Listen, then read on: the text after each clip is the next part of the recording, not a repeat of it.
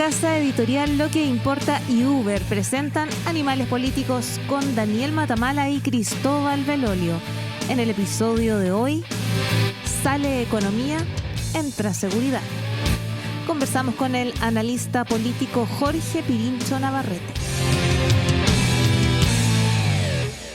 Hola, ¿qué tal? ¿Cómo están? Nuevo lunes de Animales Políticos, Cristóbal Belolio. ¿Qué tal? ¿Cómo estamos? Aquí estamos con el frío santiaguino de la jornada de hoy y con una jornada súper noticiosa en verdad, porque el gobierno le puso turbo a su nueva prioridad, ¿no? Se aprobó la mega reforma. El miércoles el presidente casi hizo una cadena nacional que tenía un doble propósito. Primero, ensalzar la aprobación de la mega reforma y decir, bueno, ahora sí que sí, ¿no? Vienen tiempos mejores, como diría el presidente Piñera. Y además cambiamos de foco y ahora ya hecha la tarea, entre comillas, en el ámbito económico, al menos en lo legislativo, nos pasamos a el segundo gran tema por el cual los chilenos eligieron a este gobierno, que es seguridad, y presentó una batería de propuestas en seguridad, y hoy día se está presentando la reforma constitucional, que es uno de los primeros elementos en materia de seguridad pública. Para probarles a todos que esto no es una estafa. Que no es una estafa, claro. Que aunque 5 meses tarde hay un plan en Escuché materia de Animales seguridad. Políticos y me sentí profundamente... Dolió mucho esa frase, causó escozor. Oye, sí, dos cosas interesantes de la cadena. Partamos por ahí. Que no alcanzamos a cubrir en el programa anterior. Me parece interesante que en la cadena él envía un mensaje a los propios quizás, diciendo... no se confundan con otras cuestiones distintas a las que hemos venido a hacer.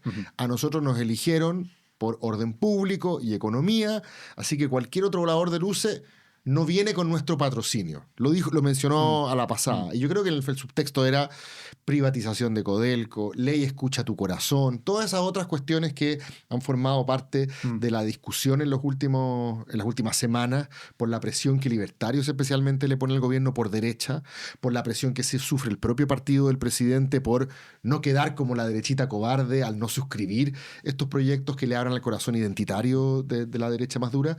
El presidente dice... yo no me pierdo a lo que vinimos, ¿cierto? Y es cierto que nos han evaluado mal en seguridad. Me pregunto, y ahí te hago la pregunta también, si esto habría seguido la misma progresión de hecho, si es que hubiera seguido Trinidad Steiner, o era fundamental el cambio de mano con Arrau para que esta cuestión se produjera. Pero eso era lo que quería mencionar, que él dice en esta cadena a lo que vinimos. Y al menos en el corto plazo me parece que es exitoso en ese punto, porque las últimas semanas había habido todo este desorden, lo habíamos hablado mucho acá, de que efectivamente estos asuntos habían tomado la pauta pública, y lo que logra el gobierno, me parece que efectivamente hasta ahora es volver a encauzar la discusión, ¿no? Volver a encauzarlo en el tema de seguridad. Es un tema donde además tiene tres ventajas. Una, ahí el oficialismo está cuadrado. O sea, la promesa de mano dura en seguridad es una promesa que libertarios, republicanos, UDI están todos arriba de ese vagón sin problema. Así como también casi nadie se le desordenó en el tema económico. Como también el tema económico tiene esa misma gracia, que ordena a su gente. Exacto. Segundo, es un tema en que el gobierno va con viento favorable de la opinión pública, porque efectivamente ese discurso de mano dura también es un discurso ampliamente compartido hoy día por los chilenos. Bukele lovers. Claro, así que por ahí también se encarrila en un tema en el cual tiene el favor de la opinión pública en principio totalmente. Y tercero, le complica a la oposición, porque aquí nuevamente la oposición se ve sometida al mismo problema del cual no tuvo ninguna respuesta durante el trámite de la mega reforma, que es, bueno, ¿qué hacemos acá? Nos oponemos frontalmente a todo, somos capaces de decir nosotros tenemos este proyecto alternativo, vamos negociando una cosita por allá y una por acá, tratamos de limar los aspectos que nos parecen más inaceptables y otros los aceptamos. Nuevamente me parece que la oposición, porque la oposición no se ha armado en lo absoluto, no va a tener un discurso, no va a tener una estrategia, no va a tener una técnica, y por lo tanto vamos a tener otra vez al oficialismo probablemente bastante cohesionado en torno a una propuesta que además tiene el favor de la opinión pública en principio, versus una oposición desordenada sin entender muy bien cuál es su rol acá. Sí, y recordamos aquí la semana pasada de que el alcalde Bodanovich y otros de la oposición alcanzaron a articular algo así como un discurso contrafondo ideológico para oponerse a la mega reforma en torno a la idea de justicia social, ¿cierto? A que no tenía que haber neutralidad en sencillamente decir a las comunas pudientes yo le voy a compensar todo lo que usted deja de recibir por concepto de contribuciones, sino que yo voy a aprovechar esto para entregarle más a las que más necesitan, ¿cierto? Y no sea finalmente el contribuyente de Maipú el que con su IVA paga la compensación para Las Condes. ¿Te acordáis que apareció Bodanovich y nosotros en su momento dijimos, ojo, ya no aparece como el que inaugura la temporada de piscina, ¿cierto? Que le gusta a la gente verlo en los matinales, sino que ahora articulando un concepto político con cierta densidad. Y ahora en materia de... No sabemos cómo resultó eso, pero algo permeó en la población. ¿Eh? Sí. Yo creo que es importante reconocer que si bien la mega reforma fue un éxito desde el punto de vista legislativo y la gente te reconoce que sí, que para el gobierno era importante aprobarla, no es como que al día siguiente la gente hubiera salido a sus balcones a destapar champaña diciendo esto es lo que estábamos esperando, ¿cierto? Yo sé que eso no pasa en general con las cosas que ocurren en Valparaíso, en el Congreso, pero la percepción mía es que la batalla, esto lo ha dicho Tironi también harto en la semana, la batalla de la opinión pública no se ganó como sí se ganó la batalla legislativa.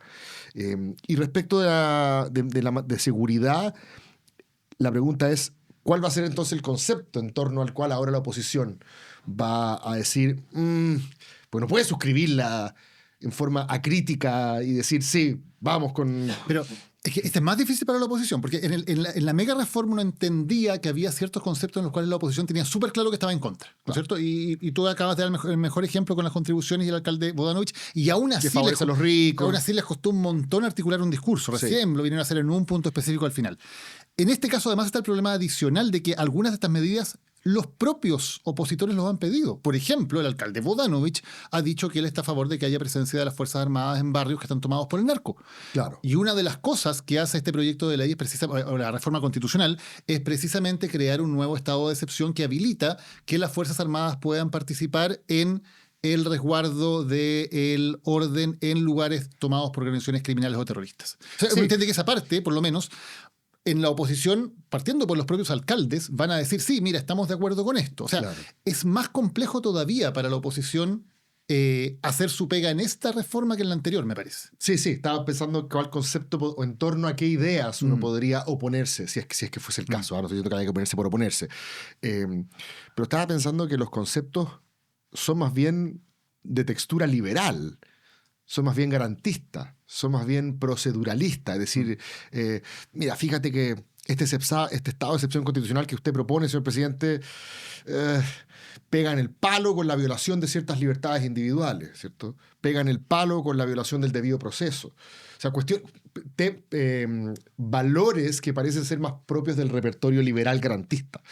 Y que no son particularmente hoy día los que la población favorece. Para nada. Sí. Son argumentos bien perdedores desde el punto de vista de la opinión pública. Yo diría que la primera, porque esto está pasando ahora, digamos, acá, de hecho, tenemos como la minuta, más o menos, tenemos que ver el detalle de qué es exactamente lo que el gobierno va a presentar. La primera línea de crítica fue un poco decir esto es innecesario, ¿no? Que es como, por ejemplo, cuando se dice se va a consagrar en la Constitución que el Estado tiene el deber de resguardar la seguridad pública, la primera respuesta fue decir, primero eso ya sale, claro, ya está. Que de hecho está. Me imagino que se lo va a frasear un poco más explícitamente, eso ya está. Y además, es bien curioso esto, porque volvemos a la discusión de ¿hay que cambiar la Constitución para cambiar las cosas en el país? Que fue una discusión que una posición que el mundo de casa en un momento enarboló en el debate público. Es decir, acá hay un fetichismo constitucional, las cosas no requieren cambios constitucionales para que funcionen mejor. Lo que necesitamos es como medidas concretas. Y probablemente aquí se dan vuelta los argumentos, y es la oposición la que va a decir, no hablemos de reformar la Constitución, hablemos de qué pasa con el carabinero, que abramos ese trauma. Entonces se dan vuelta un poquito los papeles. Sí. Y por eso creo que es importante, más allá de que tácticamente es obvio lo que está haciendo el gobierno, sí, ¿no? Y tiene sentido. Tiene sentido, y además es lo correcto porque es lo que la gente votó. La gente votó este gobierno, entre otras cosas, por seguridad, y está bien que el gobierno presente su plan de seguridad. Absolutamente.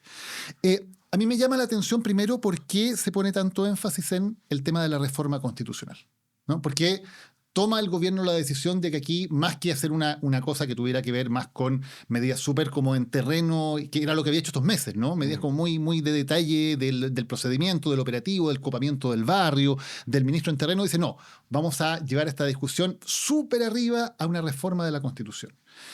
Y ahí me parece que hay un asunto que puede ser un poquito más preocupante o más peligroso. A ver. ¿Por qué se considera necesario hacer reformas constitucionales para cosas que uno diría no tienen por qué hacerse? Por ejemplo, la minuta del gobierno dice, reforma constitucional para permitir un régimen diferenciado a los líderes o miembros de organizaciones criminales o terroristas. Materia de ley, uno diría en principio. O sea, ni siquiera de ley. Hoy día No, Gendarmería sí, por cierto. puede segregar a un preso, puede decir esta Por persona. cierto. Entonces, ¿por qué estamos diciendo que hay una reforma constitucional que sea necesaria? Y ahí me parece que hay un punto que es más complejo. Lo que se hace al darle estas, y es lo que he hablado con algunos abogados constitucionalistas que plantean el punto, lo que se intenta hacer aquí es que haya cosas que tengan un rango constitucional de modo que no sean atacables ante el Poder Judicial o ante el Tribunal Constitucional, ¿no? Y ahí es donde me parece que es más complicado, porque empezamos a generar categorías de gente que, por alguna razón, porque están en un registro, se dice también vamos a crear un registro de bandas criminales. ¿No? Y ese registro entonces nos va a permitir hacer ciertas cosas desde el Poder Ejecutivo con la gente que esté en ese registro. Y esto va a tener rango constitucional. Bueno, ¿por qué es necesario hacer eso para tomar medidas que deberían ser meramente administrativas? Y a mí me parece, y esto es lo que han hecho otros regímenes, yo no quiero decir que esta sea la intención acá, pero otros regímenes aprovechan eso para decir, aquí hay gente que pasadita esta línea, los malos, digamos, esos malos no tienen derecho a recurrir a tribunales, esos malos no tienen derecho a que una corte determine cuáles son sus condiciones y si las medidas que están tomando son arbitrarias. Esa es la línea que otros regímenes han usado. No quiero decir que esa sea la intención, pero a mí me parece que hay un primer peligro o algo al menos que ponerle ojo cuando se presenta esto como una reforma constitucional, más que como la medida administrativa para que tú digas, mira, todos estos presos que están acá, obviamente tú los puedes poner en un régimen especial en la cárcel. El punto es una reforma que hace inatacable eso para que el Poder Judicial examine si esos están tomando las garantías adecuadas. Es interesante tu punto porque saca la discusión del plano meramente simbólico y le da dientes a esto. Tú me preguntabas, creo que la semana pasada, hace 2 semanas, a propósito del rótulo de ultraderecha, ¿cierto? Que un rótulo que a mucha gente no le gusta porque considera que es una categoría importada de una taxonomía global que distingue derechas convencionales en el mundo, partidos liberales, conservadores, demócratas cristianos, de las ultraderechas, dentro de las cuales habría una subcategoría que se llamaría las derechas populistas radicales. Y como las derechas populistas radicales quedan bajo la categoría genérica de ultraderecha, la nuestra también, por ende, lo sería, ¿cierto? Ahora, dentro de esta categoría, perdón por irme a la taxonomía académica, pero dentro de esta idea de derecha populista radical, que es la que usan varios para catalogar a Orbán, ¿cierto? Al AfD alemán, a Le Pen, al UKIP en Gran Bretaña, a Vox, y hasta cierto punto que se ha extendido más allá de Europa a Trump, Milei, Bolsonaro y otros. Esta derecha populista radical tendría 3 características. La primera de ellas es que es autoritaria. ¿Y qué significa autoritaria en este contexto? No significa que quieran volver a un régimen militar. Significa que relajan las garantías que la democracia liberal usualmente establece en favor de los individuos, aunque, ¿cierto?, sean sospechosos de haber cometido algún delito. Claro. Que es un poco lo que hizo Bukele. Yo creo que también tú estabas pensando un poco en ese ejemplo, tú lo estudiaste de cerca. Entonces, frente a cuando se reabra nuevamente la discusión conceptual de si es o no este gobierno parte de esa tribu, uno puede reconducirlo a esta taxonomía y decir, a ver, pero ¿ustedes están siendo autoritarios en este sentido, sí o no? Y yo creo que varios de ellos te van a decir a mucha honra. O sea, no es un problema. Sé que ultra suena mal, claro, pero si es que realmente me estás diciendo de que vamos a relajar este garantismo tóxico de este liberalismo buenista, donde el Instituto Nacional de Derechos Humanos va a ir a ver cómo le está yendo, cómo se siente el asesino de un carabinero, si eso es lo que tú estás buscando, por supuesto que autoritario soy. Claro, que es esta lógica de que hay ciertas personas a las cuales no hay que aplicar estas garantías, ¿no? Que son los malos, ¿no? Y que, claro, tiene mucho... A ver, desde el punto de vista de la opinión pública, obviamente hace mucho sentido, porque todo el mundo cuando ve, no, que el criminal que es el líder del tren de Aragua, el tipo que encabezó una banda dedicada a secuestros extorsivos y portonazos que mató a no sé cuánta gente, porque esa persona tiene que tener derechos, porque esa persona tiene que tener garantías. Claro. Es algo que hace mucho sentido. El problema es, ¿quién define cuál es la línea donde ponemos esos, comillas, malos? Y aquí... Lo que estoy viendo es que se crea un registro en el cual hay organizaciones que el Poder Ejecutivo define que son criminales o terroristas. ¿Por qué tienes que poner eso en la Constitución? Una primera pregunta que me hago. Otra, se consagra este estado de excepción. Es un nuevo estado de excepción. Es un quinto estado de excepción. Correcto. que es, lo voy a leer acá textualmente de la minuta que mandó el gobierno, es para enfrentar graves alteraciones de seguridad pública causadas por organizaciones criminales o terroristas y que puede ser en territorios más acotados. Digamos, hay un territorio, una comuna, un barrio que está tomado por un cartel narco, aplico ahí este estado de excepción. Me permite que entren las Fuerzas Armadas a colaborar, que es algo que, insisto, también hay una amplia mayoría que está de acuerdo con que las Fuerzas Armadas tengan algún rol acá.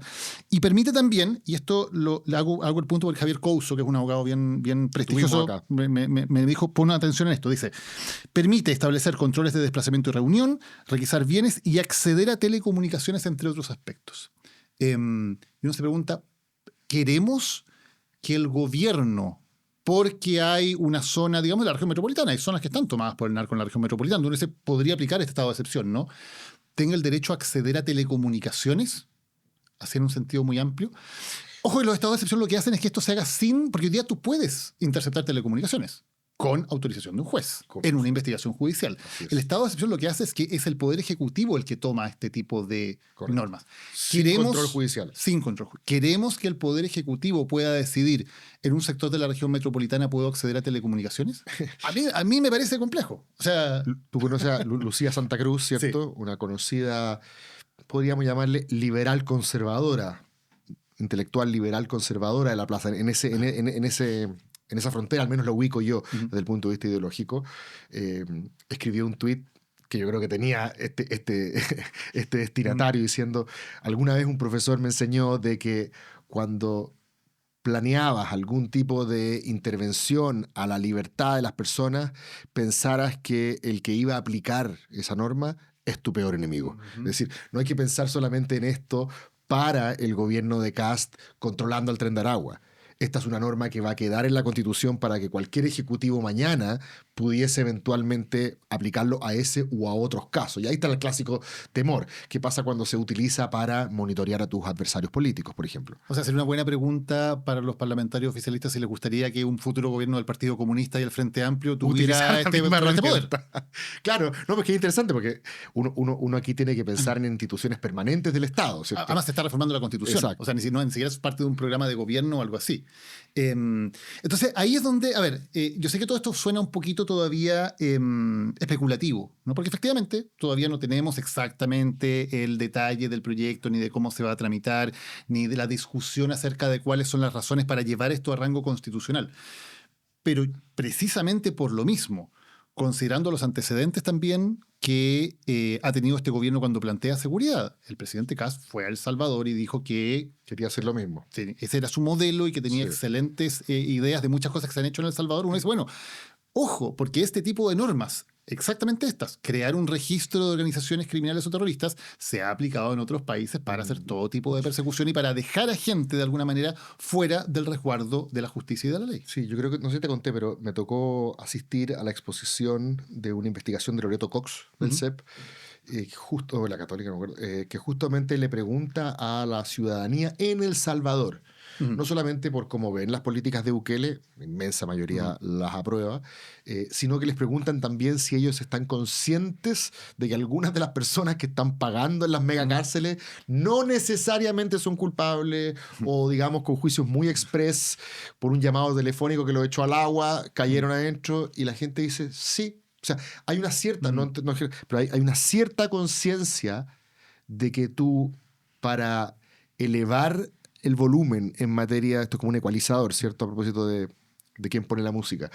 Elevar el volumen en materia de orden público a veces necesita bajarlo en materia de protección a las libertades individuales. O sea, está esa conciencia. Yo creo que en Chile hasta cierto punto también va a estar. Y si le preguntan a la gente si ese trade-off les parece conveniente, yo creo que la mayoría de la opinión pública va a decir sí. O sea, si es que es cierta la crisis en la que estamos, dale. Claro, es un precio que hay que pagar de alguna manera, que es el tipo de discurso que muchas veces suele plantearse, que no sabes dónde termina, no sabes cuáles son los límites de abrir las puertas de este tipo de cosas. Y que yo creo que es bastante extendido en la derecha. O sea, para esto la derecha no es libertaria. Si es que volvemos a lo que... No, aquí todo el poder para el Estado. Exacto, o sea, si es que volvemos a las categorías clásicas, digamos, de la filosofía política, aquí no hay mucho...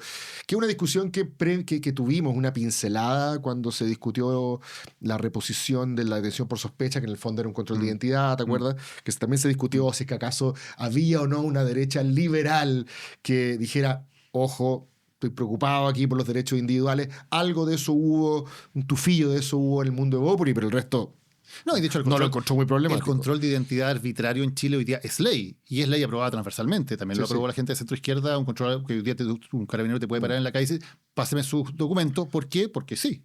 Sí, pero yo no había visto la cuestión, la reflexión que haces tú respecto a los dientes que podría tener esto. Yo lo había visto más bien desde un punto de vista de fetichismo constitucional simbólico, para decir a la gente, porque parece que todavía hay un residuo de fetichismo constitucional, esto de que lo que no está en la Constitución no es importante, entonces vamos a ponerlo y lo vamos a subrayar, y cuando usted la compre va a estar, ¿cachai? Con seguridad pública en grande. Con negrita en grande y con letra como la que escriben los senadores cuando están indignados, con letra mayúscula. Pero me parecía... Muy boomer. Claro, me parecía superfluo desde el punto de vista que ya las herramientas también uno dice, más o menos están, ¿cierto? El estado de emergencia, que es el que hoy día existe en la Araucanía, no es muy distinto de lo que se propone en este sentido. Es como una especie de estado de emergencia más bien localizado en un barrio y que no necesariamente tiene un jefe militar a cargo, siguen siendo carabineros con la asistencia, como dices tú, de Fuerzas Armadas, pero en principio uno pensaría no era necesario crear una nomenclatura jurídico-constitucional nueva, especialmente viniendo de un mundo que desconfía de las grandes transformaciones de arriba hacia abajo que se escriben en el papel. El presidente Kast en su cuenta pública, te acordarás cómo partió, diciendo muchas cosas en el último tiempo se han pensado hacer a través de grandes titulares y reformas legislativas, y no funciona porque abajo en la práctica la gente no hace la pega. Que es muy propio del pensamiento conservador, esta idea como de desconfiar del hombre de sistema y las grandes cosas que se cranean por algunos iluminados arriba que diseñan. El Transantiago, el mejor ejemplo. Las cosas realmente funcionan bien cuando cada uno abajo hace su pega. Ese es un poco... Aquí es al revés. Aquí el gobierno está un poco traicionando esa idea diciendo, no, aquí va a ser importante, aunque sea superfluo, hay que inventar la categoría jurídico-constitucional arriba, porque solo eso le va a dar a la población la percepción de que estamos haciéndolo. Y déjame solamente hacer un matiz con respecto a esto de que se le entrega o se confía en que hay que entregarle un gran poder al Estado sobre los ciudadanos en materias de seguridad, excepto cuando tú o tu correligionario o tu amigo o tu primo o tu colega es el investigado. Porque ahí las garantías son una cosa sacrosanta. O sea, ahí ya no corre el garantismo, ahí la presunción de inocencia es la cosa más importante en la historia de la humanidad, y ahí cambian todas las categorías. Entonces, esto es, claro, pensando en que el otro es el que va a sufrir las consecuencias de pronto ser detenido arbitrariamente, claro, o de pronto no poder recurrir a la justicia de una manera expedita para solucionar una injusticia, o quedar en prisión preventiva por meses en algo que finalmente se determina que eres inocente. Todas esas cosas no importan a nadie, excepto cuando te toca a ti o le toca a una persona cercana. Como dice Sexual Democracia en los pitutos, mi caso es distinto. ¿Qué fue de las garantías de nuestro mártir, el ex subsecretario de Hacienda? Bueno, ahí tienes el mejor ejemplo, ¿cierto? Ahí tienes el mejor ejemplo. De que la cosa es distinta cuando le toca a uno de los nuestros. Ya, bueno, para terminar con esto y ir a eso y pasar a nuestro invitado. Entonces, Kast vuelve a poner la música. Ese es más o menos el... Kast vuelve a poner la música. Es porque Felipe Kast también está haciendo de DJ ahora. Este es José Antonio Kast, que vuelve a poner le arrebata el control, le arrebata el mixer a Johannes Kaiser y vuelve a poner la música. Y vuelve a poner la música con un ritmo que le acomoda. No sé si la metáfora de Kast bailando es la mejor, pero no nos hagamos la ¿Qué imagen. canción de fondo te suena a ti? ¿Tienes algo? Me suena como los Guasos Quincheros al tiro, ¿no? Claro. Con Piñera habría sido como Edith Piaf, una cosa así. Claro. No, aquí volvimos a... Tenemos nuevo subsecretario de Hacienda. Tenemos nuevo subsecretario de Hacienda, que es un abogado, con lo cual se cierra un poco el capítulo de que no va a volver el ex subsecretario convertido en una especie de mártir. Una cosa muy rara.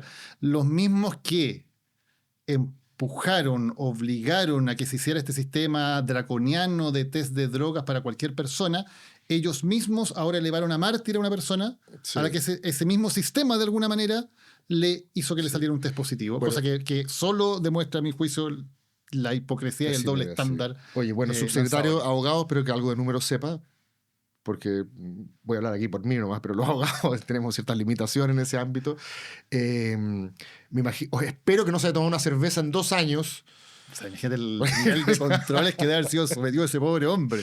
Espero que sus enfermedades estén todos los chequeos, los test al día.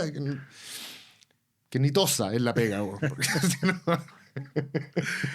Oye, y bueno, y quedó esta especie de. Porque, a ver, cuando esto es lo último, pero lo del subsecretario lo alcanzamos a conversar cuando recién salió esto y tú hiciste una defensa bastante indignada de los niveles que habíamos llegado. Y estos niveles solo se empeoraron porque además el gobierno presentó otra reforma constitucional más, que es para decir que, a raíz de este tema, ahora todas las autoridades tienen que someterse a test de drogas, partiendo por el presidente de la República. Lo habían dejado fuera, al final lo incluyeron también. Y que si das positivo, eres destituido del cargo. O sea, hoy día, si se aprobara esta reforma, si se aprobara esta reforma constitucional, el cargo de presidente de la República dependería de un examen de laboratorio. ¿El test de droga va a ir a la Constitución? Sí, eso está proponiendo el gobierno. Y que el presidente sea destituido si le sale positivo un test de droga. Mira. Bueno. Arrepiéntanse todos. ¿Ah? Previa confesión, esto podrá ser negociado Me imagino en la misa diaria de la moneda. Me imagino que será negociado con algo de cordura. ¿Vamos a nuestro invitado, Cristóbal? Ya, vamos a saludar a Uber y a explicar algunas de las nuevas facilidades que está dando para que podamos planificar nuestros viajes y nuestra vida. Hay 2 herramientas nuevas. Ya. Una se llama precio fijo y la otra se llama pase de viaje. ¿Cuál vas a explicar tú, Cristóbal? El precio fijo. Okay, dale. Por ejemplo, pides un viaje para ir al trabajo. Yo que me tengo que ir a la universidad y lo primero que Tú pides viajas a una universidad que queda lejos. En la precordillera. Y un día me puede costar 8 lucas, otro día me puede costar 15, ¿cierto? Cambia.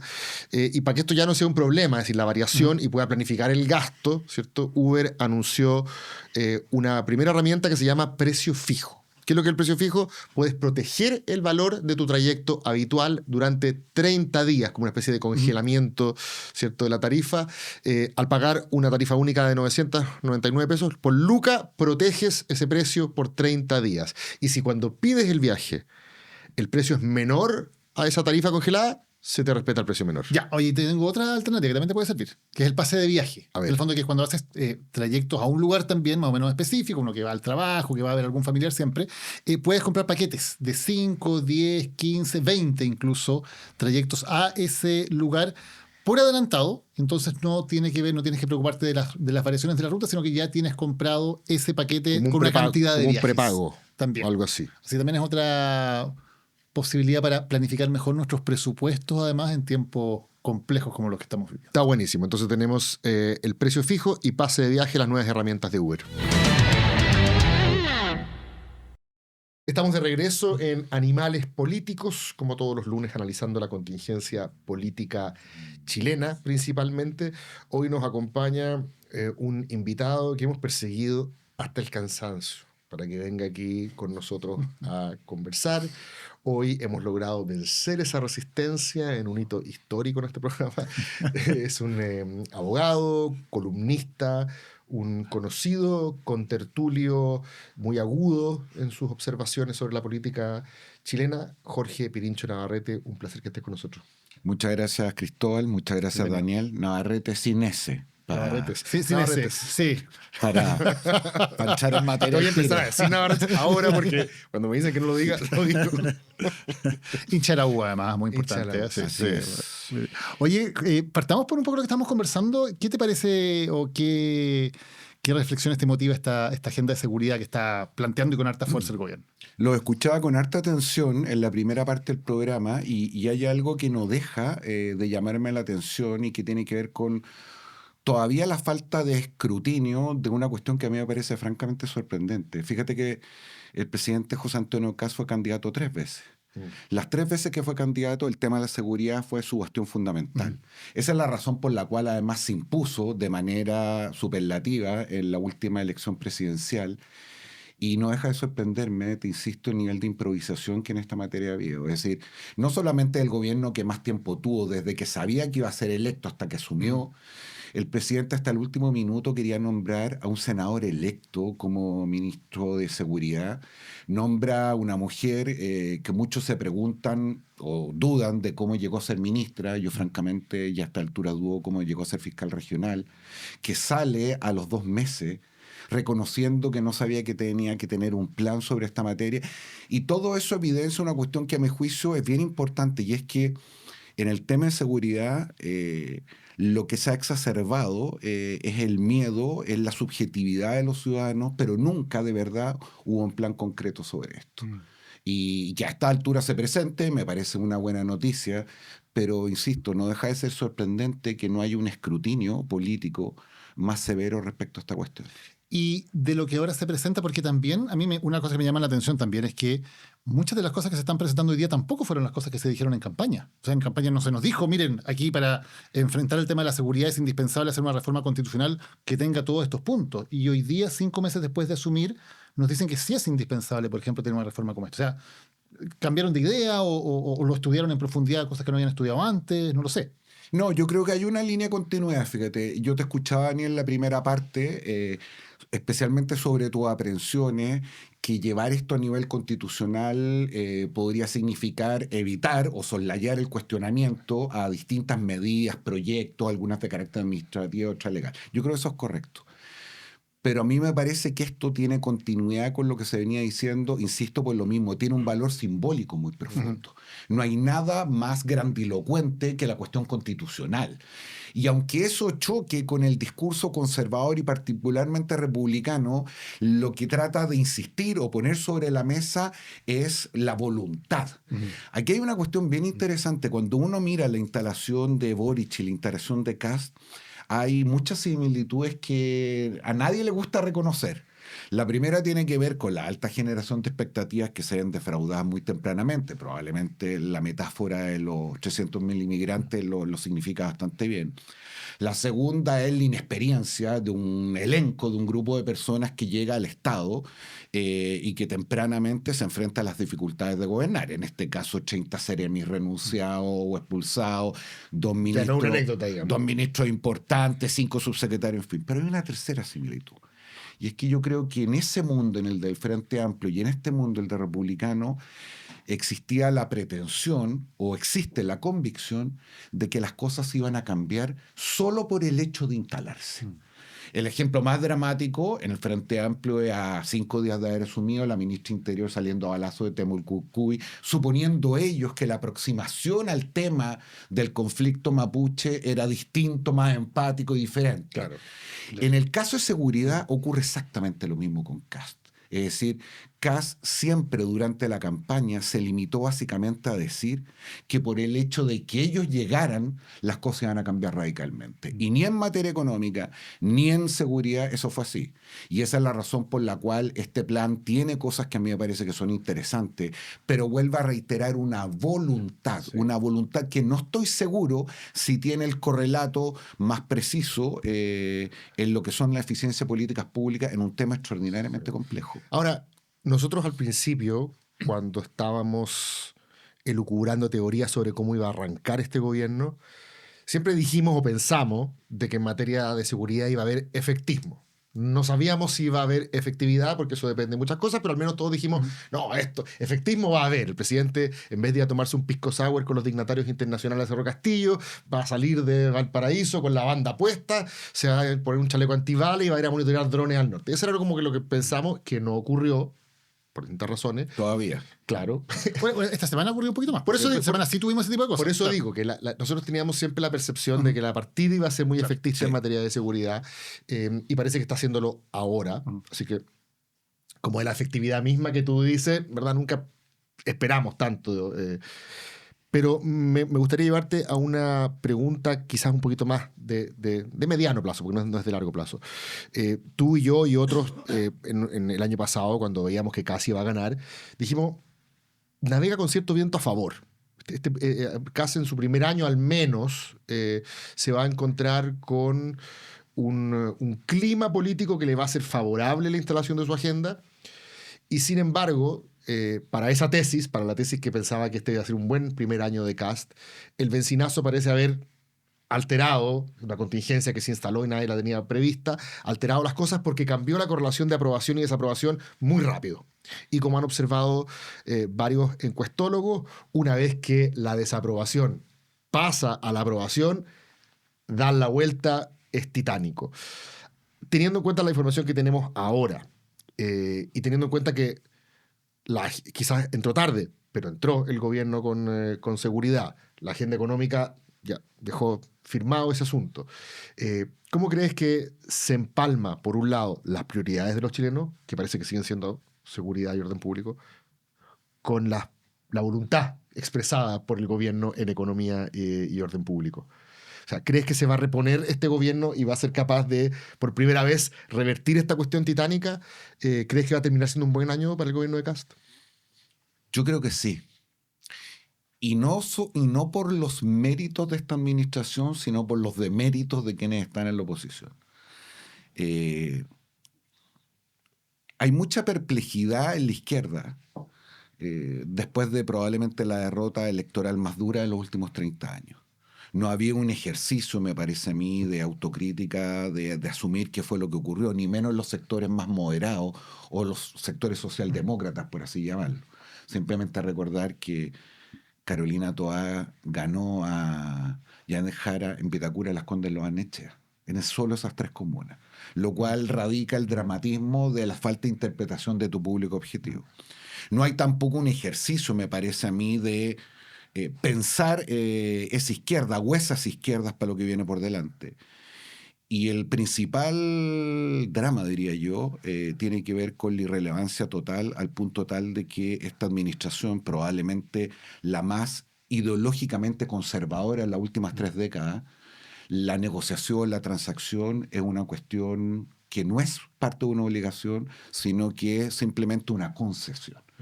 El hecho de que este proyecto, un proyecto de esta envergadura, se haya aprobado en menos de 90 días, con todas las dificultades que tuvo el gobierno, habla más del estado de la oposición que del éxito de esta administración.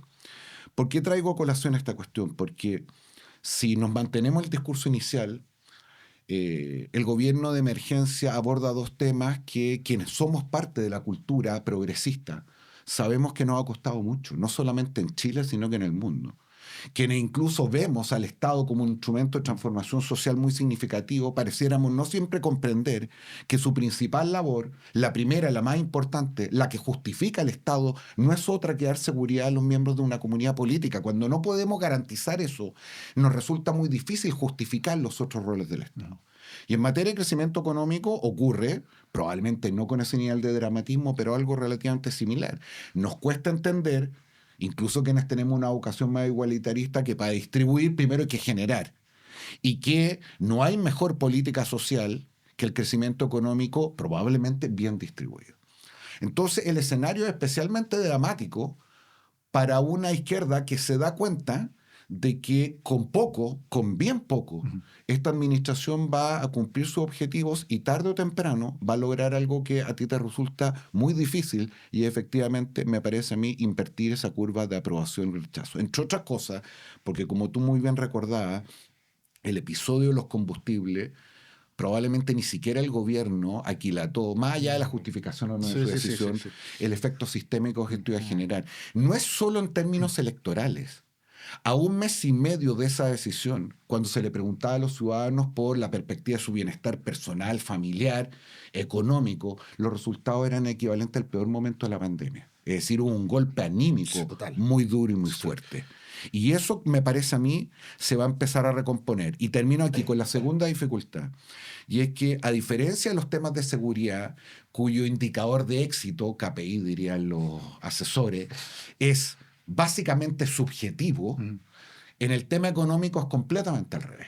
En el tema económico el indicador de éxito objetivo es si tengo o no tengo pega, si puedo mandar a mis cabros al colegio el día lunes, si los puedo alimentar, si puedo salir de vacaciones, en fin.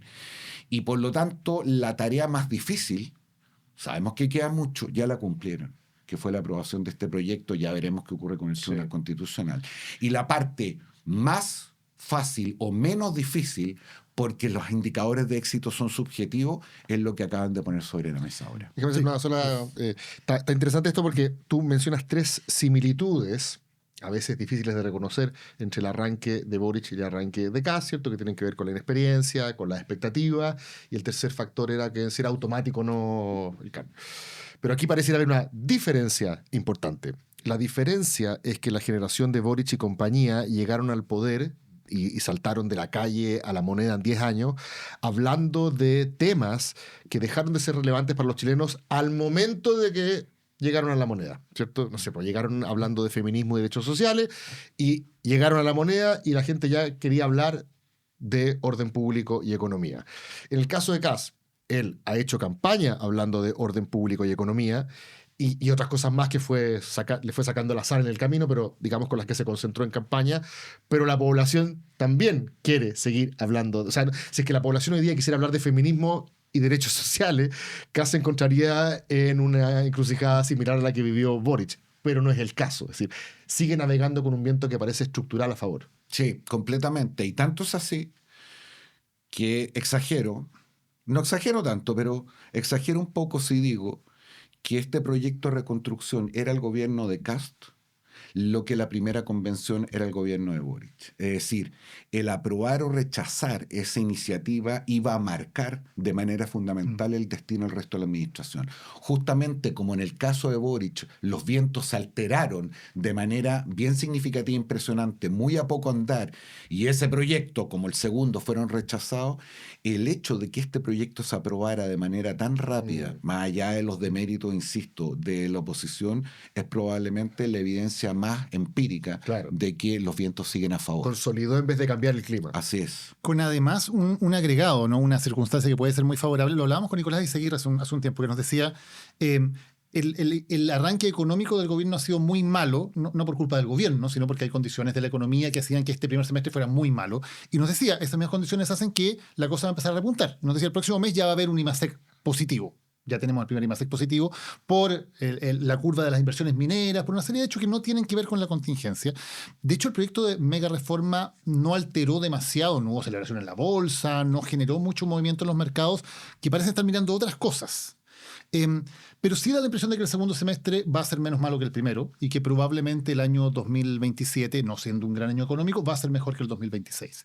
Y eso probablemente le va a permitir al gobierno decir, bueno, empiezan a aparecer los brotes verdes y por lo tanto ven ustedes que la reforma que impulsamos sí está logrando mejorar poquito a poquito el estado de la economía. O sea, aunque una cosa no tenga relación con la otra, sí es probable que para la opinión pública quede registrado como que el gobierno sí logró mejorar de alguna manera índices que hasta ahora han sido muy malos. Absolutamente. Y eso va a confirmar el prejuicio, porque es un prejuicio, me parece a mí, el hecho de que la titularidad o la expertise o el mejor desempeño en materia económica sea una cuestión privativa de la derecha. Pero eso va a ocurrir. Prejuicio que también existe y más todavía en materia de seguridad. De hecho, decía, en materia de seguridad es mucho de percepciones y claro, cuando uno ve los datos del gobierno de Boric en materia de seguridad, partió muy mal y terminó bastante mejor. O sea, los homicidios tuvieron su pico el 2022, luego fueron bajando gradualmente. No estamos aún como estábamos el 2012, 2010, pero mejoraron claramente los índices. Y sin embargo, eso nunca le sirvió al gobierno para que la gente reconociera que había una mejora en materia de seguridad.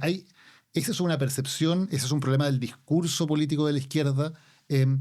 ¿Por qué de alguna manera necesariamente la izquierda juega en desventaja cuando hablamos de seguridad, más allá de los datos, más allá de cualquier otro elemento? Yo creo que en el caso particular de Chile, porque en otras latitudes probablemente las razones son diferentes, la experiencia de la dictadura en Chile, el tema de la represión, el uso de la fuerza socialmente organizada, como decimos los abogados, es una cuestión que miramos con mucho respeto. Y de hecho, de nuevo, lo escuchaba en la primera parte del programa, en una discusión que a mí me parece altamente interesante, pero que convendremos todos que electoralmente parece que no cala, que tiene que ver con el tema de las libertades, con el rol del Estado y con algo que tú decías que me parece que es sumamente interesante, lo voy a decir de otra manera. Detrás de este discurso de la mayor represión, de la mano dura, hay una cuestión profundamente clasista, que supone que la sociedad se divide entre la gente decente y los delincuentes. Claro, sí. Y claro, cuando esta represión es para otros para los delincuentes, para los terroristas, bienvenido sea. Pero basta que haya un caso que esa represión o esa arbitrariedad toca a la gente como uno, cuando saltan todas las alarmas. Y eso ha pasado más de alguna vez. De hecho, es particularmente sintomático que en este proyecto del gobierno en materia de seguridad, a propósito del punto que tú hacías, Daniel, haya una liberalización para efectos de intervenir comunicaciones y no hay una palabra respecto al secreto bancario. Es decir, ¿por qué? Porque suponemos que la gente, ahí está la gente como uno, po. Es decir, no está metida en esto. Y incluso con evidencia, como lo que ocurrió al Banco Santander, todavía hay una cantidad de dirigentes oficialistas que sostienen que tiene que ver el tema de las cuentas bancarias con el crimen organizado. Si los terroristas, los narcotraficantes, los que se dedican a este tipo de actividades, no meten no puede estar en el mismo banco que yo. No puede estar... y eso probablemente es de todos los puntos que ha levantado la oposición, el único que cala en algo en la opinión pública, me parece. Sí, y no lo suficiente, te diría yo, porque me parece a mí, de nuevo, que producto del fracaso de la política, de las políticas públicas, que lleva a niveles de frustración, de rabia y de enervación a un grupo importante de la población, al punto tal de estar dispuesto a renunciar a significativas libertades personales de su familia y su entorno, es que este tipo de argumento probablemente va a estar todavía en un nivel más teórico, en una discusión probablemente más de la BC1, sí, pero que no le cala nada a quien no puede salir de su casa o sus niños porque su barrio está tomado por el narcotráfico. Y ahí probablemente los que tienen ese contacto más directo son precisamente los alcaldes, incluyendo los de oposición, que tienen esa percepción clara de lo que pide la gente, y que ha habido muchos alcaldes de oposición pidiendo presencia militar en las calles. Así es. Y este proyecto... Bodanovich para partir. Y este proyecto lo concede de alguna manera. O sea, crea este estado de excepción que permitiría presencia militar colaborando con las fuerzas policiales en las calles. Lo cual también ha sido algo pedido y exigido y que ha sido foco de tensión, o había sido foco de tensión entre el gobierno y sus partidarios. Recuerda que los republicanos habían insistido mucho, ¿por qué no hay militares en las calles? Y el presidente Kast decía, bueno, es que hay que generar las normas que permitan que eso se haga de manera ordenada. Entonces también hay un punto en el cual uno diría, no solamente la opinión pública va a estar a favor, gran parte de la oposición también debería estar a favor, y yo no sé si va a haber la discusión para realmente tener las normas que permitan asegurar que esa presencia, por ejemplo, esa presencia militar, sea efectivamente con normas del uso de la fuerza claras, sea con reglas acotadas sobre cómo hacerlo, porque en todas las discusiones legislativas sobre seguridad no hemos visto eso. Hemos visto que se terminan aprobando las cosas y después nos damos cuenta de que aprobamos una ley que permite que, por ejemplo, lo que ocurrió con Gustavo Gatica no sea delito. O sea, me parece que tengo poca fe en que esa discusión en el Congreso pueda darnos normas de uso de la fuerza que sean efectivas, que las necesitamos para combatir el crimen, pero que sean bien pensadas de modo que realmente cumplan su función y no sean no sean pasto de arbitrariedades, no sean pasto de impunidad para las acciones que se cometan. Yo estoy igualmente pesimista, te diría yo, porque aquí lo que ha ocurrido, sobre todo en materia de seguridad, y esto no solamente es un patrimonio del oficialismo, sino que también de la oposición, hemos confundido voluntad con voluntarismo. Hemos confundido, me parece a mí, persistencia con porfía, y sobre todo hemos confundido, lo cual es gravísimo, popularidad con populismo. No hay ninguna evidencia, incluso después de casi 5 años con estados de excepción en el sur, de que la presencia militar haya sido significativa para efectos de algún tipo de cambio de conducta en los conflictos que ahí se producieron. Cuando uno mira incluso los menores niveles de conflictividad, hay otro tipo de cosas que son mucho más precisas, como por ejemplo el tema del robo de la madera, ley de incendios y otros. Y por lo tanto, lo que está ocurriendo es que la oposición no va a poder contrarrestar, no va a poder controvertir, no va a poder problematizar algo relativamente obvio. Y es que, de nuevo, el carácter simbólico de tener a las Fuerzas Armadas en un territorio cumple una función política discursiva muy importante, especialmente cuando los índices de satisfacción, insisto, son subjetivos. Pero no hay nada que explique que esa presencia en términos objetivos cumple una función real.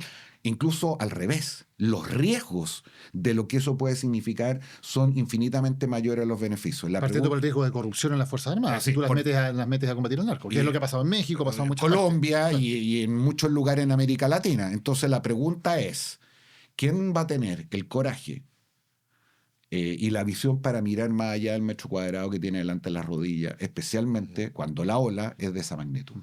Sí, Nadie, po. Nadie. Estaba pensando que también el telón de fondo de esta conversación es lo mal que ha envejecido el estallido y que las conversaciones que teníamos en ese entonces vuelven a cada rato a partir de estos casos, ¿cierto? Crespo versus Gatica, ¿cierto? O a la senadora Fabiola Campillay, que volvió al ruedo en este atisbo de conato con Camila Flores, si no me equivoco. Ya no solamente es el tren de Aragua y es la criminalización del inmigrante, sino que el octubrismo como construcción semántica también le permitió a un mundo de derecha identificar un adversario tanto ideológico como criminal. O sea, están ambas cosas reunidas. Así que creo que en la medida que el estallido social sigue teniendo un mal lejos, sigue envejeciendo mal, también contribuye a fortalecer esta idea de que hay que apretar la represión. Ahora, la pregunta que quería poner sobre la mesa a propósito de como ese meme Homero, di lo tuyo, la gente se ríe cuando digo clivaje porque lo repito una y otra vez, pero me parece interesante. ¿Por qué? Porque los gobiernos, decía, una vez tuve profesora Carlos Uneus, decía que lo primero que le había dicho Helmut Kohl cuando fue a presentar sus credenciales diplomáticas como embajador en Alemania era: ¿y quién viene después de Elwin? Uneus fue embajador de Elwin en Alemania, entiendo. Entonces, lo primero que le preguntó Helmut Kohl cuando llegó a presentar sus credenciales fue: ¿y el tema de la sucesión? ¿Está arreglado o no? Porque es lo más importante. O sea, si alguien te va a juzgar bien o mal, va a depender si le pasaste o no la banda. No estoy diciendo que esto sea cierto o no, pero era interesante esa preocupación que articulaba a Kohl. Cuestión que en Chile no ocurre Por desde... se quedó como 14 años, así que... Se preocupó él hizo un ejercicio autopoyético. Y como lo hemos dicho hasta el cansancio, en Chile eso no ocurre desde Lagos Bachelet, ¿cierto? Desde que Lagos le pasó a la banda Bachelet, de adelante no ha habido continuidad en la transición. Por el contrario, de hecho, las opciones que van reemplazando a las otras parecen ser más distintas a la anterior. Y cuando uno piensa en cómo Kast ha construido su proyecto, uno ve, no quiero hacer el símil con el caso de Marco u otro, pero uno ve una cuestión bien personalista. Es cierto, armó un partido. O el caso de Parisi, ¿cierto? Armaron partidos. Trataron de institucionalizarse más allá de ser solamente ellos. Pero uno no ve un ecosistema, uno no ve un elenco como se existió con los coroneles de la UDI en un momento, donde no era tan obvio quién venía después de Guzmán, ¿no? Podía haber sido cualquiera dependiendo de la contingencia, lo que pasaba. Lavín no estaba originalmente en el libreto. O el caso de RN, donde podría haber sido Piñera, podría haber sido Alamán, podría haber sido Evelyn. El caso de Kast era Kast y era Kast. No hay una línea de sucesión, no hay delfín. Entonces, por eso parece interesante este ejercicio de continuidad que supuestamente es una de las métricas del éxito si es que efectivamente lo hiciste bien en lo que prometiste, porque sería economía y orden público. Kast juega con viento a favor, lo hemos dicho varias veces en este espacio. Además, no tiene elecciones de medio mandato, lo que significa que la gente va a decir me gustó o no me gustó esto hacia el final, cuando ya eventualmente los frutos estén. Pero ¿para quién? ¿Para qué? ¿Para qué proyecto? Y ahí podemos discutir si esto es ultraderecha o es la UDI los 90 o es Guzmán. Pero también ¿para quién? Es que, ¿Cómo lo ves eso tú? ¿Este proyecto se agota en Kast? ¿Ves tú que ahí hay puede haber más densidad? no, voy a decir algunas cosas más controvertidas, pero yo creo que esto al presidente José Antonio Kast le interesa un carajo. Nunca le ha gustado la política en el sentido más profundo al cual hacemos referencia. Nunca, incluso cuando fue militante de la UDI, fue parte de un proyecto colectivo. Él además siente que es presidente de Chile sin deberle nada a nadie. Y esa es la forma y la manera en que ha tratado a sus propios aliados. Si uno mira su gabinete, esto no son los halcones y las palomas, como más de alguien alguna ha graficado. Esto es su grupo leal de amigos y 2 o 3 personas con algo de trayectoria. Y por lo tanto, si hay algo que no está en la cabeza de José Antonio Kast, es proyectar esto en términos políticos, ni siquiera en términos personales.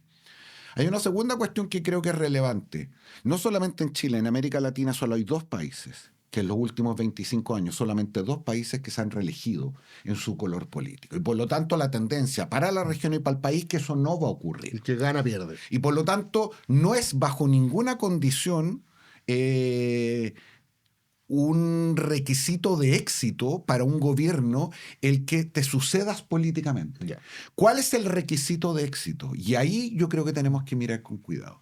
El hacer una transformación tal que se haga irreversible por mucho tiempo. Es decir, el discurso de generar un punto de inflexión que venga quien venga, esto tiene que ver mucho con la cuestión autoritaria. Que venga quien venga, ese cambio de curso tenga una inercia suficiente que sea difícil de resistir. Bueno, hay una frase de Jaime Guzmán que es casi textual. Bueno, que lo que tenía que hacer la Constitución es asegurar de... que quien gobierne tenga que gobernar de acuerdo a los parámetros que nosotros dejamos Así definidos. es. O sea, Margaret Thatcher dice que su principal éxito es Tony Blair. O sea, porque claro, tuvo que que, los laboristas tuvo que tuvieron que llevar al tomar su laborismo al espacio cultural y político que definieron los conservadores en su época. Jaime Guzmán lo decía con motivo de las leyes de amarre de la dictadura y Quirós lo dice en su forma con la invariabilidad. Claro. Y cuando uno mira qué es realmente lo que están pensando, si es que es tan sofisticado, en pasar en la historia de Chile porque lograron generar un punto de inflexión que cambió el rumbo del país por décadas, independiente quien gobernara. Está bueno, sí. Y en ese sentido es cuando uno no logra advertir, ni siquiera en Kast, cuál es su sello. Si uno mira, a propósito de la referencia histórica que hacía Cristóbal, si uno mira a los presidentes, cada uno de ellos tenía una marca, un mote o un meme, para ponerlo en términos más pop. Es decir, Elwin era hombre justo y bueno. Frey era el modernizador silencioso. Lago era el severo estadista. Bachelet era la madre protectora. Piñera era el administrador empresario y Boric era el joven revolucionario. ¿Qué es Kast? No quiero parecer especialmente crítico, pero es mucho más modesto que eso. Kast es el vecino, es el sentido común. Es el párroco, sí. Es la persona que interpreta de manera no muy sofisticada, sin ninguna pretensión de serlo, que la política básicamente consiste en leer bien los dolores de los ciudadanos y en resolverlos, cualquiera sean los instrumentos que tengamos que desplegar para aquello. Ahora, eso estoy parcialmente de acuerdo porque eso también daría cuenta de una personalidad más pragmática, ¿no? De alguien que dijera, bueno, yo me hago cargo más o menos de cuáles son los problemas y les doy el curso más fácil, más efectivo de solución. Pero Kast también tiene una impronta ideológica bastante inconmovible, ¿no? Él es una persona que me parece que cree que ciertas cosas son buenas y ciertas cosas son malas, que ha creído lo mismo toda su vida. O sea, no es alguien que se haya dejado conmover mucho por lo que le ha pasado en su vida. Piensa más o menos lo mismo que ha pensado siempre. Ha vivido toda su vida básicamente en el mismo lugar, con las mismas personas. Reconoce a los mismos líderes intelectuales que reconocía cuando era joven. Es una persona que tampoco, esto es bien interesante, no tiene ningún afán, yo diría, de mundo más global. Más allá de que por razones tácticas obviamente tiene referentes globales, pero no es alguien que quiera irse a vivir afuera o que haya vivido afuera o que tenga referentes. Tiene una mirada de mundo mucho más, diría yo, circunscrita a ciertos aspectos muy específicos y bien ideológicos, me parece. O sea, no es una persona pragmática. O sí. Es decir, es tan cierto lo que dices. Es una persona de profundas convicciones, probablemente inconmovible, que no ha cambiado un ápice su trayectoria personal, política y sobre todo cultural. Y sin embargo, es tan práctico que siendo eso tan significativo y relevante, lo dejó completamente de lado con el objetivo de ganar y ahora lo ha dejado completamente de lado con el objetivo de gobernar.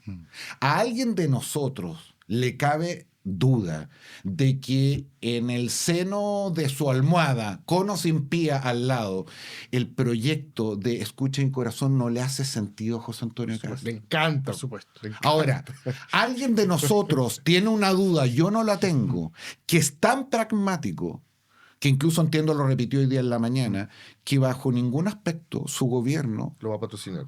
Se va a distraer de la cuestión fundamental. Entonces, es justamente la fortaleza de todo lo que tú describes, que haya sido capaz de dejarla de lado para ganar y para gobernar, lo que muestra que tiene un sentido práctico brutal. Tiene una autodisciplina muy importante. O autodisciplina muy importante que le permite hacer eso. Y uno se pregunta, perdón, solamente porque me parece muy interesante el punto. Y uno se pregunta entonces, ¿qué es lo que realmente es importante para él?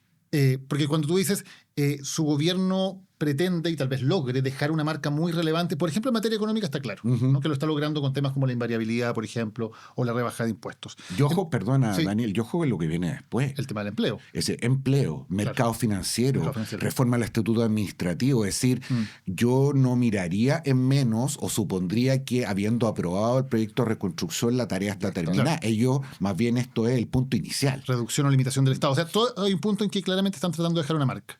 En seguridad, lo mismo. Los temas, digamos, culturales, valóricos, de libertades individuales como aborto y otros, ¿es que son menos importantes para él? ¿O él sencillamente hace la renuncia de decir esto está fuera de mis posibilidades avanzar en ese punto hoy día en Chile? Más que las posibilidades, está fuera de lo que me hizo ganar y lo que me puede llevar a gobernar. Cristóbal hablaba de los vientos. En materia económica, en materia de seguridad, como incluso podremos después ver quizá en temas de empleo o en temas de salud, lo van a acompañar esos vientos. Sin embargo, él es lo suficientemente talentoso, creo yo, él y su entorno, para entender que estos otros temas, mal llamados temas valóricos o que tocan la agenda cultural, son absolutamente contrarios los vientos. E incluso en momentos donde la República se aprieta, donde la cosa está difícil, hay conquistas que siguen siendo sumamente significativas. Cada vez que el presidente, él o alguno de sus cercanos, ha tratado de rodear estas cuestiones, aunque sea lateralmente, el cachuchazo es inmediato. Y por lo tanto, quizás, estoy lucubrando, una vez que sientan que se terminó la pega, que hicieron la transformación fundamental y ahora que esto ya no es un obstáculo y un peligro, quizás hay espacio para esto otro. Como lo hizo el gobierno anterior, que en los últimos 3 meses presentó todos los proyectos que eran tan caros a su corazón para decir, nosotros lo dejamos presentado. Efectivamente. Sabiendo que ya no se iban a aprobar. Y que la historia no me juzgue como un traidor a mis creencias y a la iglesia que yo profeso. Exacto. O terminar por delimitar el perímetro de batalla cultural en otro lado. Así que no tenga que ver con el poto, sino que tenga que ver básicamente con una especie de ética o virtud para participar del mercado. Levantarse temprano, hacer la pega, porque en ese tipo de cuestiones sí también navega con viento a favor, según las mediciones como más estructurales tipo CEP. El valor del orden, de la disciplina. Claro, como lo que Quirós ha tratado de rebautizar como la verdadera batalla cultural del gobierno, o sea, la que no tiene que ver con la autodeterminación individual en la cama, sino que la que tiene que ver con levantémonos temprano, paguemos lo que debemos, ¿cierto? No nos saltemos las filas. Como tratar de generar una especie como de ética del trabajo, si lo podríamos llamar de alguna manera. Algo parecido a lo que Pablo Ortúzar trataba de mezclar catolicismo y capitalismo. Quizás por ahí se va esa batalla cultural. Pero quiero volver a la cuestión del clivaje porque escribió David Altman, un cientista político reconocido en la academia local, esta idea de que el 4 de septiembre del 2022 había reordenado la forma como se divide tectónicamente la política chilena, que así como el 88 nos dejó durante 25 años el clivaje democrático autoritario, ¿cierto? Y los que estuvieron por el no, básicamente ganaron 25 años por haber estado con el no, que era mayoría social y política, los del sí eran minoría. Por eso Piñera tuvo que apelar a los del no, diciéndole que era la continuidad natural de lo que venía. En cambio, dice Altman y otros, lo que pasó el 2022 tiene características profundas. El presidente Kast, nadie le compró lo del gobierno de unidad, pero sí esta idea como de reconstruir el arco del rechazo, por algo está ahí Campos, Rincón y otros. ¿Tú crees que esa reconstrucción del arco del rechazo tiene sostenibilidad en el tiempo? Y si la tiene, ¿podría darle algo así como una mayoría social y política? ¿O crees que esta cuestión en verdad es mucho más contingente, puede cambiar? ¿Cómo lo ves? A propósito de la erupción de un Parisi, o sea, no sé. Yo más bien soy de la segunda tesis, tengo un gran respeto por Altman, pero tiendo a alejarme de las explicaciones muy sofisticadas, especialmente en política. La realidad siempre es bastante más cruel, más miserable y más modesta de lo que a ratos uno quisiera. Y creo que lo que ocurrió en septiembre con motivo del rechazo a la primera convención se explica básicamente por la farra de la propia izquierda y del sector al cual culturalmente pertenezco. que pese a que durante décadas esta fue su pretensión principal, nos sumimos todos en una cierta borrachera que nos llevó a defender y a llevar algo que creo que hoy día, mirado con algo de distancia, es inevitable no darse cuenta de cómo eso generó altísimos niveles de aprensión, de miedo, de temor en un conjunto de ciudadanos que tradicionalmente veían estas ideas con gran simpatía. Pero por lo mismo me parece una cuestión más de carácter puntual y que por lo tanto cuando el tiempo vaya curando cierta herida, la fortaleza de esa división se va a ir diluyendo. Mira, José Antonio Kast ganó la primera vuelta electoral después de 1 año y medio después del estallido social. 1 año y medio después del estallido social. Y después, claro, pierde la segunda vuelta con Boric. Ya ahí estaba germinando una cierta preocupación, una cierta molestia, una cierta ansiedad que se alejaba completamente de lo que me parece a mí hay detrás del estallido social. Esta mala lectura, este mal lejos del estallido social también va a ser una cuestión más o menos temporal. Y así como nos emborrachamos algunos en la primera etapa y hoy día hay muchos emborrachados en ese análisis de carácter más táctico, con distancia, me parece a mí esas cosas se van a ir equilibrando. Y en el caso París, y con esto termino, también más lejos de esta mirada y qué es lo que representa, la cosa más aspiracional, en fin. París es la expresión de la rabia, de la molestia, de cómo muchos ciudadanos sienten que la política lo defraudó una y otra vez y por lo tanto puede ser él o va a ser otro, mientras la política siga fracasando, la política tradicional, digo, en su función más fundamental y elemental, que no es otra que representar los intereses de los ciudadanos de manera más o menos equitativa y proveer de soluciones que puedan mejorar la situación de personas que viven una situación objetivamente injusta, mientras la política siga fracasando en eso. Los populismos más o menos moderados van a estar a la vuelta del día y por lo tanto no creo que haya una composición sociológico, cultural, política detrás del voto de Parisi, sino que es básicamente eso. De hecho, cuando nos preguntamos o nos decimos no lo oímos ver, bueno, es más o menos obvio, es decir, la gente enrabiada no contesta encuestas porque no votaba, entre otras cosas. Y ahora está por verse si que efectivamente este gobierno o la clase política es capaz de reencauzar las cosas y evitar que la tentación del populismo se transforme en una realidad. Ahí, en ese sentido, hemos visto en los últimos días varias encuestas y varios estudios que muestran que el nivel de pesimismo de los chilenos está en sus niveles más altos, incluso en niveles más altos que en la pandemia, que en el estallido. Cuando Cadem pregunta, por ejemplo, una pregunta súper amplia, ¿no? ¿Usted está optimista o pesimista con respecto al futuro de Chile? Los niveles de pesimismo son los más altos que han medido en 11 años que hacen la encuesta, 58%. Y otras encuestas muestran algo parecido. ¿Tú lo ves como algo más circunstancial, de una cierta desilusión con lo que ha pasado con este cambio de gobierno? ¿O crees que es algo más profundo, esta sensación como generalizada, ya no solo de rabia, sino que de pesimismo, de que parece que no fuéramos para ninguna parte como país? Es una difícil pregunta, más bien es una difícil respuesta. Y porque quiero enlazarlo con una cuestión de carácter más estructural. Una de las cosas que a mí me impresiona y que se vienen consolidando hoy día, ahora hay un estudio de la OECD, pero probablemente el PNUD a propósito de Auditoría para la Democracia fue ahondando mucho en esto, sobre la radical caída de la confianza de los ciudadanos. Confianza no solamente en la dimensión institucional y política, en el mercado, en sus principales agentes, en la confianza interpersonal.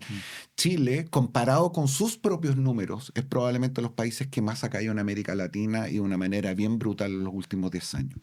Y es difícil explicar qué es lo que hay detrás de eso, pero cuando el pesimismo tiene, entre otras cosas, una raíz en la sensación de que nada va a cambiar, en que nada de lo que hagamos va a hacer las cosas distinto. Eso está ligado también con la crisis de la política y con este desprecio, diría yo, que tienen los ciudadanos hacia las instituciones y especialmente hacia los políticos. Son más mirados como una suerte de club, más preocupados de sus privilegios y prebendas que de servir a Chile. Es decir, la sensación de que no hay nada que hagamos que las cosas vayan a cambiar. Esto es bien brutal, porque si hay algo que está detrás de esta mañana palabra, no clivaje, pero progresismo, es justamente que las sociedades no son realidades naturales, que la miseria, la pobreza y la injusticia no es un destino ineludible.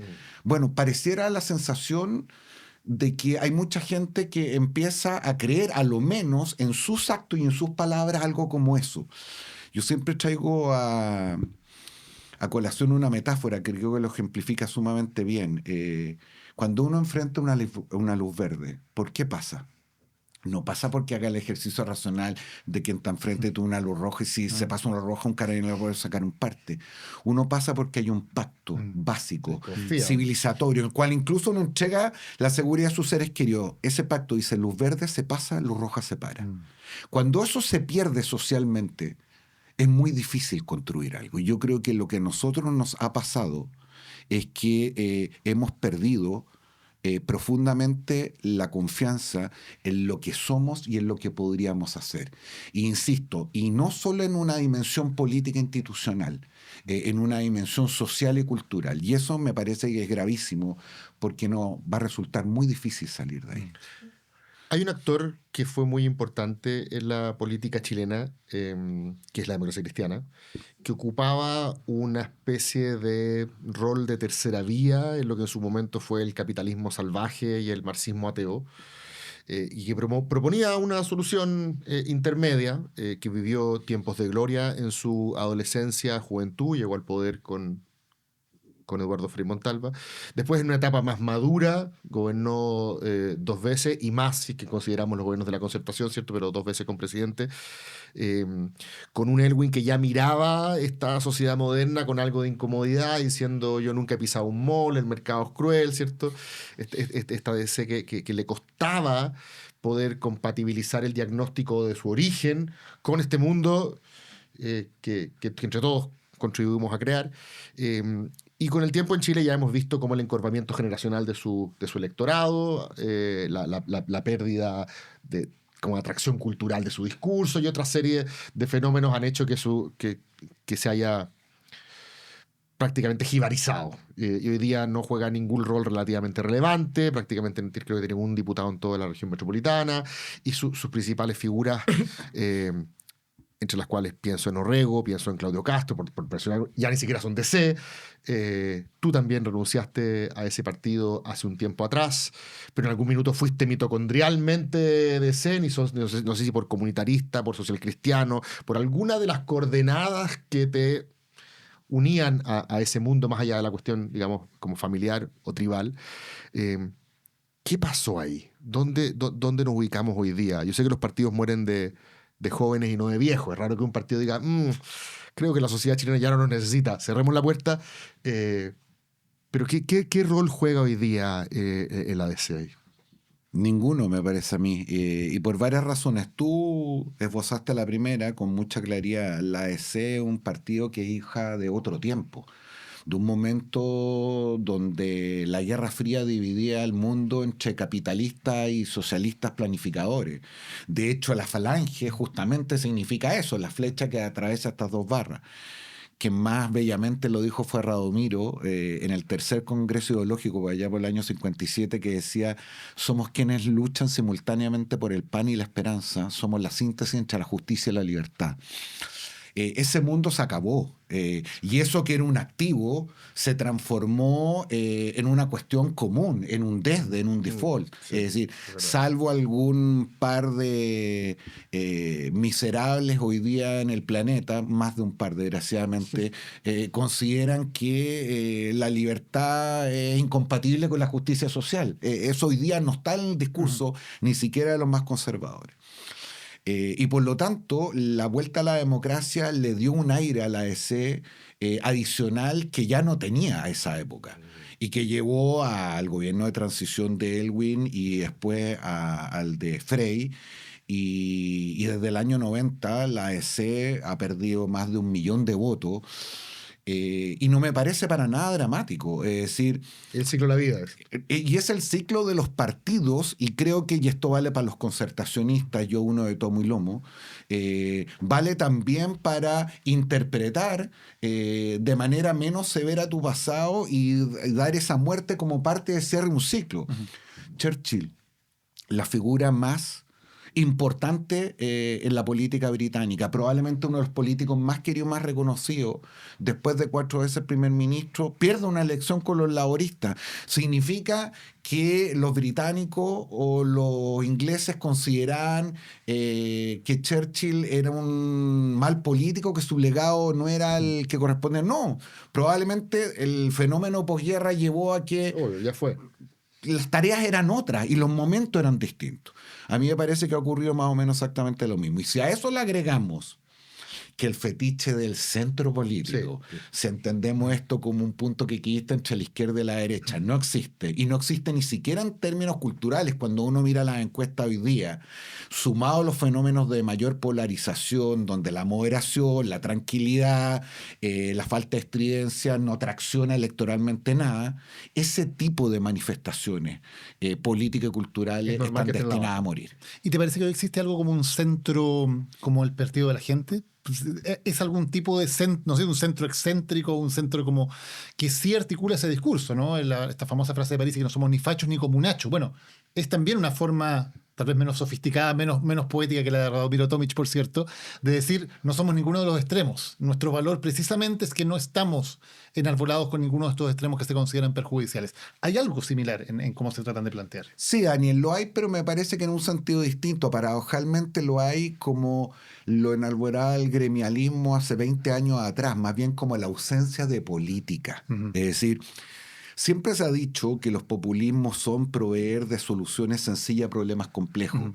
El populismo, me parece a mí, bueno, y Cristóbal lo sabe muy bien, se aprovecha de esta idea o de esta imagen de que los ciudadanos somos una suerte de seres de luz, víctimas de una manga de ladrones, uh-huh, sinvergüenza, que son quienes están en la clase política.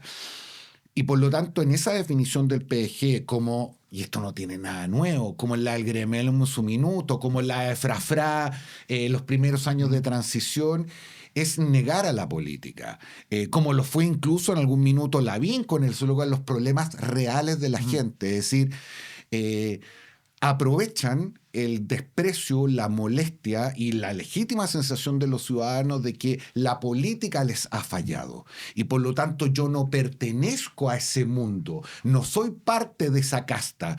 Y reflejo esa casta como facho y comunacho. Uh-huh. Pero no hay una definición equidistante de las políticas públicas o de lo que creen. Claro. Intermedia entre los fachos y comunachos, eso no existe. Y la mejor prueba es lo que pasó en este proyecto de reconstrucción, que el PDG, en vez de decir, bueno, miren, tenemos este proyecto alternativo, lo que dicen es básicamente, esto da lo mismo todo, no le creemos a nadie, pero le conseguimos unas luquitas para usted. Efectivamente. Y ese es nuestro aporte. Ahora, y dicho eso, es todavía más dramático en la clase política tradicional, porque las luquitas no las consiguen para usted el elector. Es decir, este proyecto, y como todos otros, nos vamos a descubrir ahora el hilo negro, en un espacio sumamente fragmentado, donde cada senador y cada diputado es una pyme en sí mismo, y hay ausencia de un proyecto colectivo, la capacidad de alterar esa voluntad, de comprarla, para decirlo literalmente, está a la vuelta del camino. Claro.